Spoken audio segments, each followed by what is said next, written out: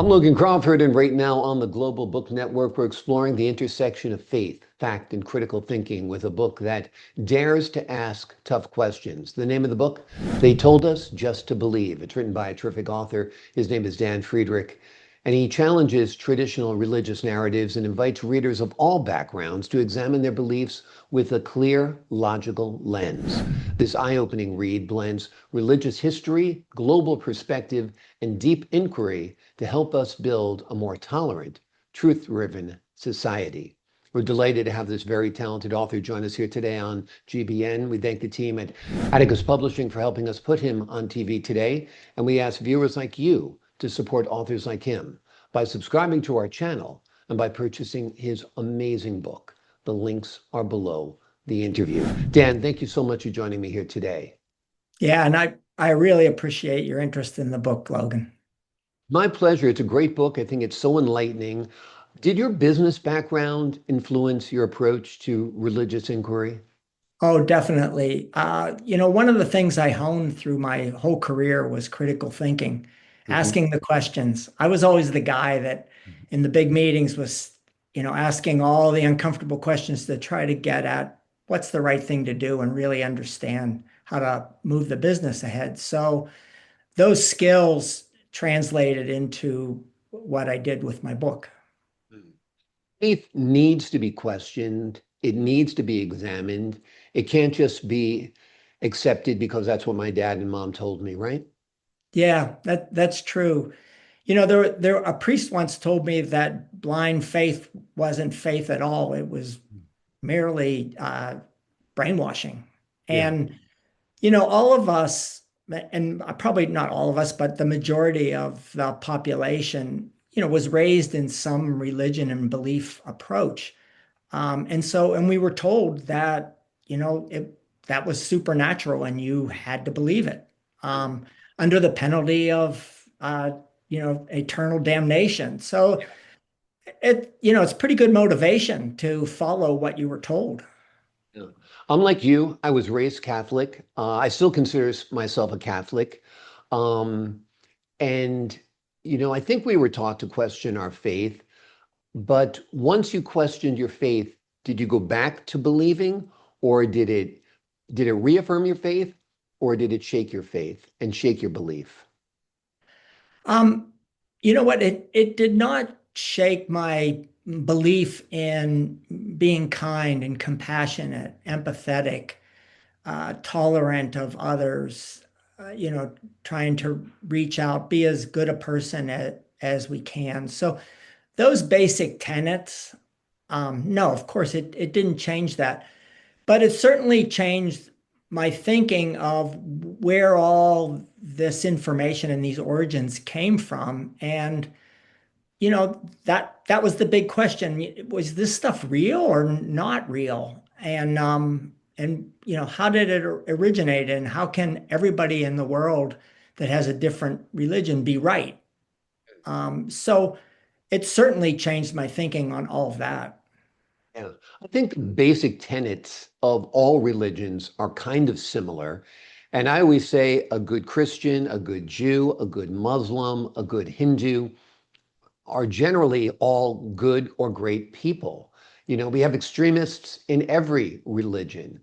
I think that's why critical thinking and examining what would Jesus want us to do, what would God want us to do, what would, Allah want us to do is important, right?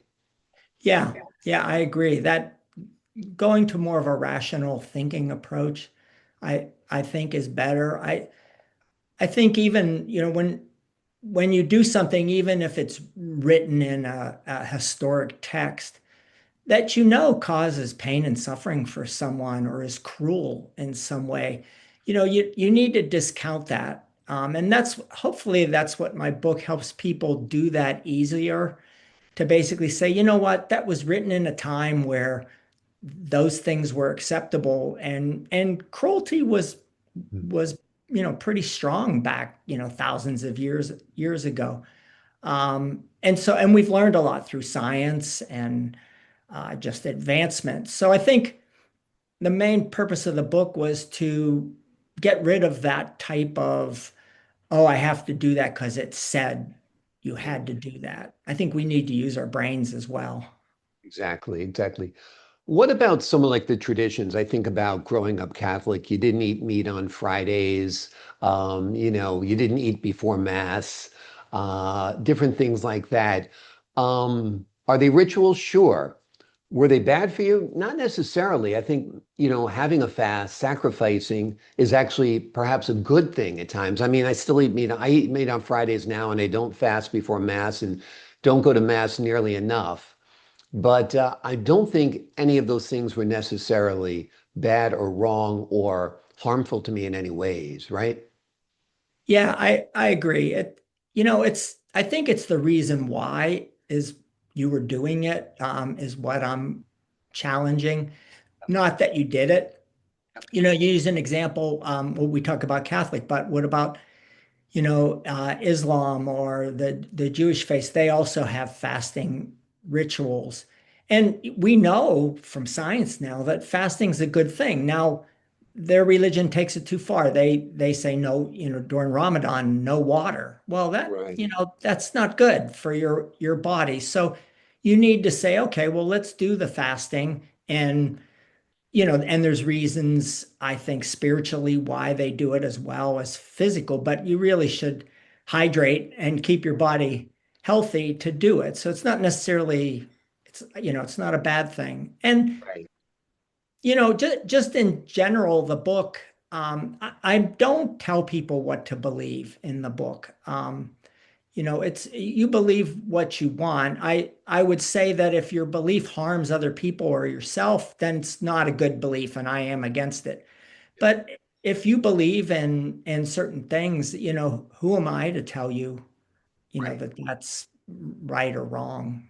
Exactly. If it's not harming anyone, you know, go ahead and do it. If it brings you joy, brings you pleasure, makes you feel closer to what you perceive as a creator, go ahead and do it. I think that's a good, healthy attitude. Talk to us a little bit about how your global travels shaped your views on spirituality and belief systems. Yeah, so, you know, I didn't grow up a wealthy person. And so I really had done no international travel till I was 40 years old. And then through business, I ended up traveling the entire world, like almost every continent, for over 2 years. And then I continued to do that in future jobs. But that connection with people all over the world, and hearing what they had to say and their knowledge of, you know, history, science, the arts, philosophy. It was at that time superior to mine. And although I had a really strong business background, I probably was deficient in that area. So that's what got me reading so much because I wanted to catch up. And I liked these people and enjoyed hearing what they had to say and the differences. And through all that reading and all that research, I got into this topic because I started saying, well, wait a minute, how can this be different all over the world? And one of the things I did learn from my international travel was that, things can be different, but it doesn't mean they're wrong or right. It's just a different way to do it. There's many ways you can do different things, and there's many ways that even in this case, you can reach spirituality. And so that's kind of interesting and it's fun. And if you open your mind to it, I think it makes you a better person. Yeah. Absolutely, absolutely. It's interesting. My wife is Chinese, raised atheist in a Confucian Buddhist tradition. Um, and her belief system is so similar to mine. And it's pretty funny because she'll be like, I don't believe in God. And then she'll talk about the force of nature and a creator. I'm like, well, that's what God basically is. So we're on the same page there. Then she'll talk about different sacrifices that people should make that you learn through the little red book. She grew up reading the red book by Mao instead of the Holy Bible. And a lot of what Mao was saying were Christian values. So it's kind of interesting the more you are exposed to people with differing views, the more you realize that we're all the same. We all basically want the best for our families, the best for our communities, and the best for society. I wish the Democrats and Republicans could realize that, and then maybe Yeah. we'd have a better world, right?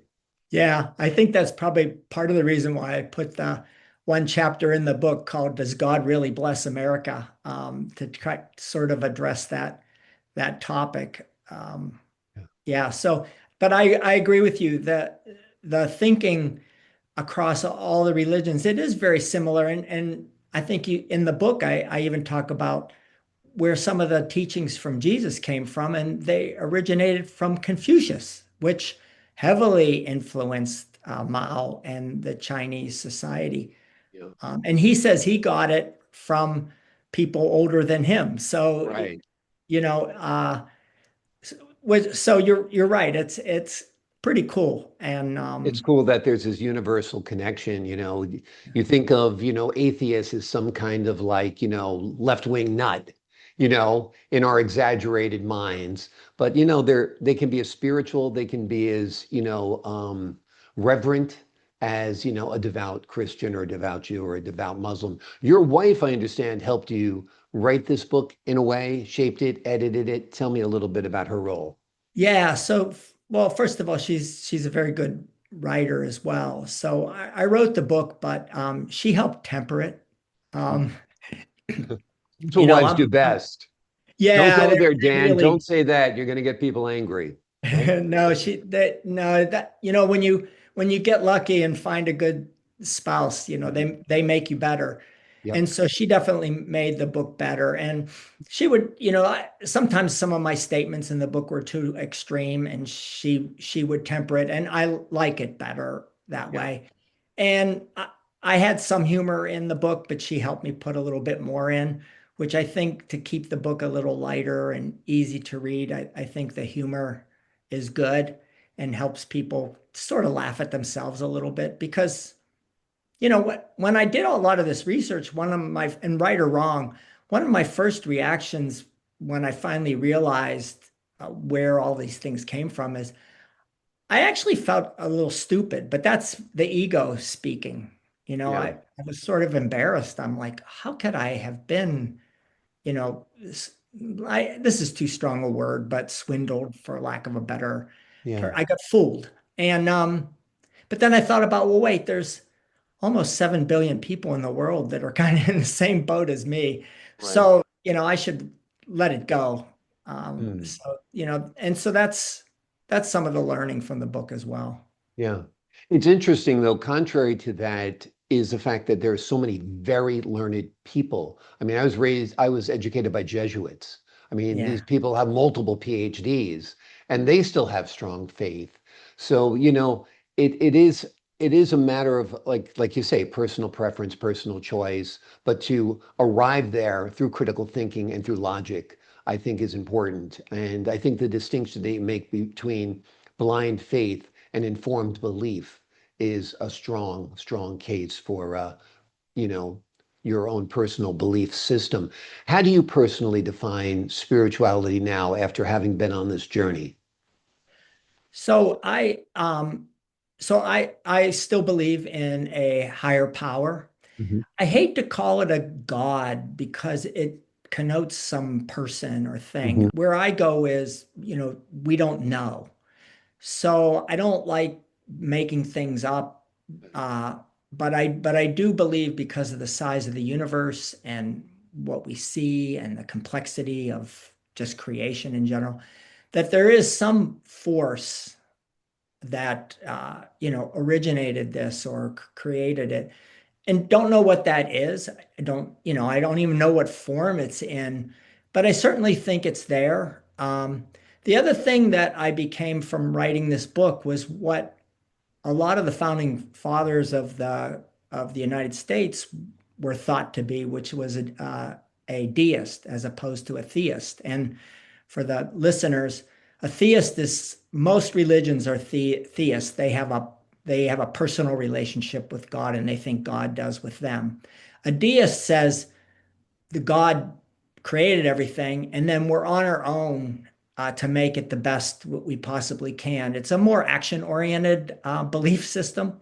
Yeah. So I definitely fall in that camp and you know push that. However, I will say I don't know either. So Um, if you're a theist And, I can't say you're wrong, Right.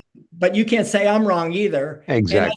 when we both say we don't know, it opens the discussion up better to be less emotional and more Yeah. interesting. And it allows people to talk about it. You're told don't talk about religion, don't talk about politics. Well, then what are we going to talk about? And if we can't talk about it unemotionally, then how do we learn from each other? Right. And I think that you can be passionate about something without being angry. And I think Right. that's lost on a lot of people nowadays. A couple of things that came to me while you're talking. I would view myself as an existentialist, that I have this life right here, right now, and that's all I really can be sure of. And I try to make that the best life possible and for the people I love in my community as well. So that's one thing that came to mind. The other thing is, I ascribe kind of to the watchmaker's theory of a creator. If you're walking down the beach and you find a pocket watch, you pick it up and you look at it, you have to make an assumption that this beautiful watch that is in perfect order was created by someone. If you look at the systems around us and the wonder of human beings, you have to realize that this was not just random, that it had to be created by someone. Does Yeah. that kind of fall along the same lines as your belief system? Yeah. Yes. Yeah, definitely. Yeah. What Yeah. would you like readers to take away from your book after reading it? First of all, to understand that there's unknowable things. We don't know what happens to us when we die. We don't know why we're here. I would say what you just said about being an existentialist. Yeah. I would think, yeah, we need to go to that place and say, look, this is our life. Let's try to make it the best we can with what resources and things that we have available to us. Not everybody, is so fortunate. So, that I think that's probably a key. And then the other is don't say and preach your religious beliefs as like a fact. It's like, you believe that by its nature. Okay, that's not based on any. It's Yeah. just your imagination, it's your thinking. And that's fine. You're Right. welcome to that. But don't push it like because you don't. And it's like you were saying with your wife, there's wonderful things we can learn from, Buddhism, Hinduism, Islam, Christianity. I mean, all of them, even the folk religions that you can incorporate into your belief system. And even some of the rituals are very sweet. But, as you said at the beginning, when it goes extreme, that's where it goes off the rails. Exactly. If you're And firebombing abortion clinics or, yeah, blowing up churches, that's a problem. yeah, Yeah. it's a problem. Yeah. Yeah. Yeah. And to do it in the name of religion is Yeah. hypocrisy. So So, there's a lot of that out there. yeah. So I think, in the end, um, if people get to that point, I really do believe they'll be more tolerant to each other, maybe a little more empathetic. Certainly, I'm pushing for more open-minded critical thinking. So Absolutely. those are the things I'd like to see from the book. Yeah. Um, The more I learn, the less I know. I think that's an important lesson from all of yeah, this. It's very, yeah, very true. The more you know about anything, the less you really know, the more you learn. yeah. The book is called They Told Us to Just Believe. It is a bold and thoughtful exploration of faith, belief, history, and the importance of asking questions. Dan, thanks so much for joining us here today. Thank you, Logan. I enjoyed our conversation very much. I appreciate your time, your insight, and your wisdom. To the folks at home, I'm Logan Crawford for the Global Book Network. So long for now.